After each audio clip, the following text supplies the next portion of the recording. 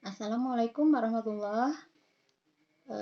Untuk pertemuan sekarang ini sengaja ya Ibu akan membahas konsep perkalian dasar untuk kelas 3 atau kelas 2 yang baru belajar perkalian ya.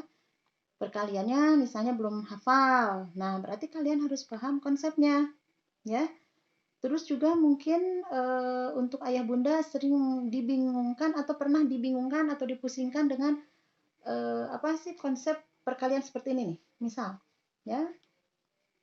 Oke, kita konsep perkalian dasar. Ya.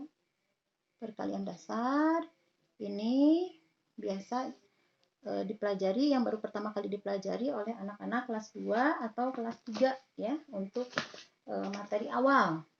Nih, kadang kita sering dibingungkan dengan apa tuh penjumlahan berulang. Jadi dari perkalian dibuat ke penjumlahan berulang atau dari penjumlahan berulang dibuat ke dalam bentuk perkalian. Itu masih sering bingung. Misalnya menurut kita atau menurut buku begini, kok menurut guru di sekolah kok beda gitu ya.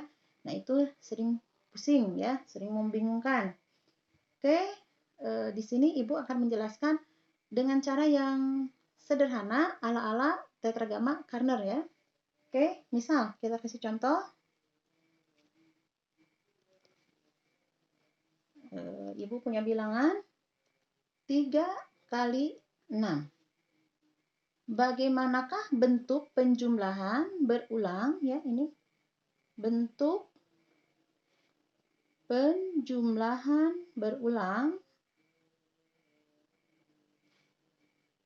Bentuk penjumlahan berulang dari 3 kali 6. Apakah 3-nya yang ada 6 atau 6-nya yang ada 3? Untuk menyelesaikan soal ini, ayah bunda atau para kesayangan ibu, kelas 2 dan kelas 3, kalian baca dulu. Ini kan kalimat matematika. Ya. 3 kali 6 itu konsep matematika. Kalian terjemahkan ke dalam bahasa Indonesia. Kalau kita terjemahkan ke dalam bahasa Indonesia, 3 kali 6 ini artinya 3 kali angka 6.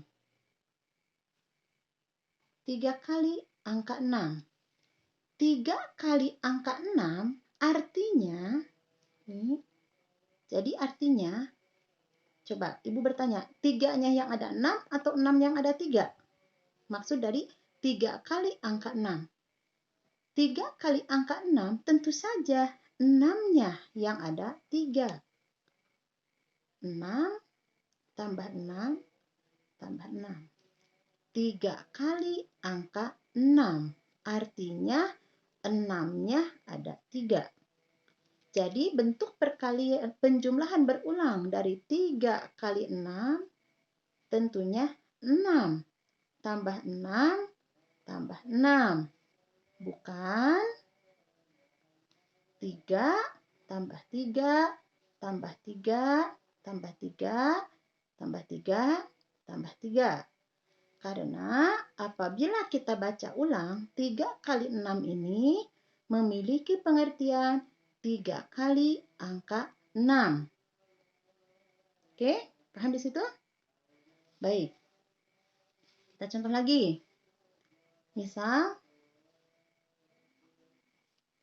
4 kali 12. Kita terjemahkan ini jadi bagaimana? Berarti ini kita terjemahkan 4 kali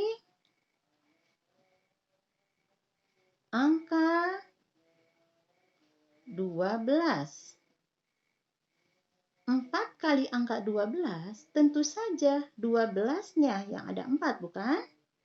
Sehingga dapat kita tulis 12 tambah 12 tambah 12 tambah 12. Baik. Oke, paham? Ya, jadi Ibu menjelaskannya tidak menggunakan konsep yang ya mungkin pernah baca di situs tapi kayak gimana. Cukup dengan menerjemahkan kata dari matematika atau bentukan dari matematika ini ke dalam tulisan bahasa Indonesia 3 kali 6 artinya 3 kali angka 6. 4 kali 12 artinya 4 kali angka 12. Ya, seperti itu. Baik, sekarang bagaimana kalau misalnya sebaliknya, dari penjumlahan berulang ke dalam bentuk perkalian, ya, dari penjumlahan sekarang. Penjumlahan berulang ke dalam perkalian. Yuk, kita kasih contoh. Misalnya apa? Nih.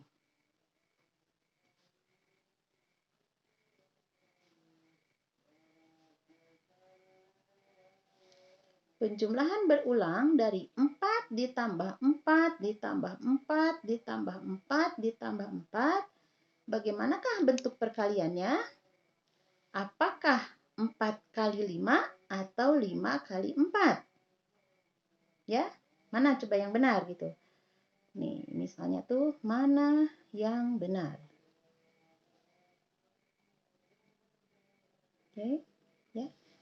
Boleh misalnya ada option 1, tulisnya 4 kali 5. Silahkan, ini diterjemahkan saja ke dalam bentuk kalimat bahasa Indonesia seperti tadi. 4 kali ini gitu. Berarti ini 4 kali 5 artinya 4 kali angka 5. 4 kali angka 5. Kalau begini berarti 5-nya yang ada 4. Jadi bukan. Berarti harusnya ini 5 kali 4. Mengapa? Karena ini apabila kita terjemahkan artinya 5 kali angka 4. Angka 4-nya yang ada 5. Bukan angka 5-nya yang ada 4. Betul? Yuk. Atau kalau untuk ke anak kecil, biasa ibu menjelaskan begini, nah hitung 4-nya ada berapa? 1, 2, 3, 4, 5. Tulis 5 kali. Ini angka berapa nak? 4. Nah, cukup mudah bukan? Ya, jadi semoga tidak pusing lagi dengan bentuk apakah yang benar itu 3 kali 6 itu 6-nya yang ada 3 atau 3-nya yang ada 6. Bagaimanakah bentuk penjumlahan atau perkalian dari begini, begitu? Ya, mudah-mudahan sekarang dengan adanya contoh ini kita tidak menjadi bingung lagi. Jadi kuncinya cukup menerjemahkan bentukan matematika ini ke dalam kalimat bahasa Indonesia. Ya. Oke. Atau misalnya boleh juga begini nih. Boleh nih. Misal yang pakai pecahan, tapi mungkin untuk anak kelas 2 dan kelas 3 belum paham tentang pecahan, ya. Cuma untuk yang besar itu sudah paham. Misalnya, ibu punya bilangan 4 kali setengah. Berarti ini terjemahkannya apa, nak? 4 kali setengah artinya 4 kali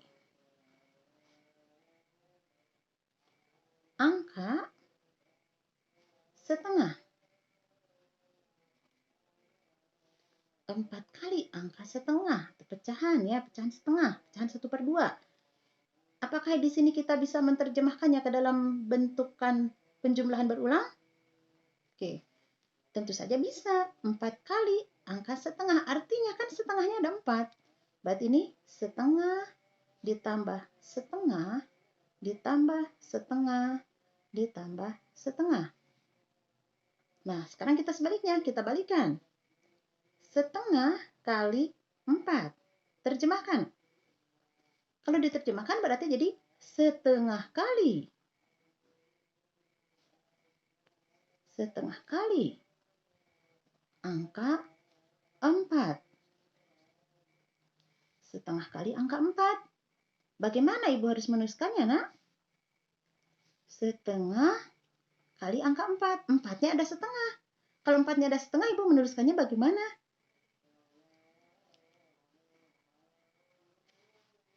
Ya, bingung bukan?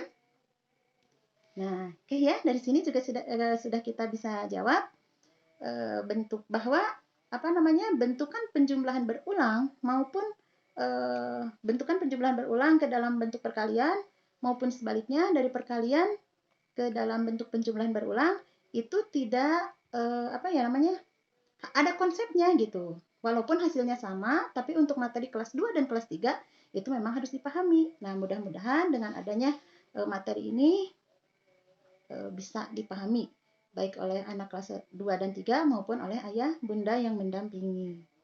Oke, baik, rupanya cukup. Mudah-mudahan bermanfaat. Wassalamualaikum warahmatullahi wabarakatuh.